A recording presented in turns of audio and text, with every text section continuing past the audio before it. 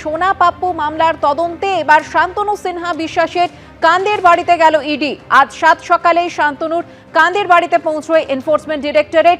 দরজা বন্ধ রয়েছে, এখনো ভেতরে ঢুকতে পারেননি ইডি আধিকারিকরা।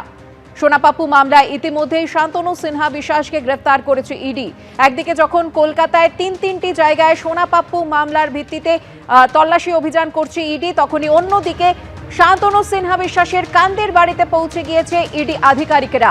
আজ 7 সকালে শান্তনুর কান্দের বাড়িতে পৌঁছয় ইডি, তবে দরজা বন্ধ রয়েছে, এখনো ভেতরে ঢুকতে পারেননি ইডি আধিকারিকেরা। সোনা পাপ্পু মামলায় ইতিমধ্যেই শান্তনু সিনহা বিশ্বাসকে গ্রেফতার করেছে ইডি। তার কান্দির বাড়ির সামনে ছবি আপনারা দেখতে পাচ্ছেন, কেন্দ্রীয় বাহিনী জওয়ানরা তারা রয়েছেন, তবে দরজা এখনো বন্ধ রয়েছে। ইডি আধিকারিকেরা তারা পৌঁছে গিয়েছেন 7 সকালে, কিন্তু এখনো তারা ভেতরে ঢুকতে পারেননি। সোনা পাপ্পু মামলায় ইতিমধ্যেই শান্তনু সিনহা বিশ্বাসকে ইডি গ্রেফতার করেছে।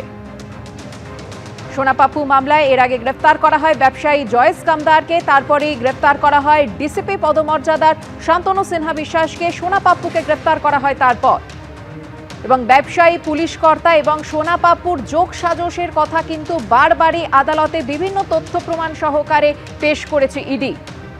তারই ভিত্তিতে কলকাতায় তিনটি জায়গায় ইডি অভিযান, এবং কান্দের বাড়িতে শান্তনু সিনহা বিশ্বাসের যে কান্দের বাড়ি সেখানেও পৌঁছে গিয়েছে ইডি। তবে দরজার ছবি আপনারা দেখতে পাচ্ছেন, তালা বন্ধ রয়েছে দরজা।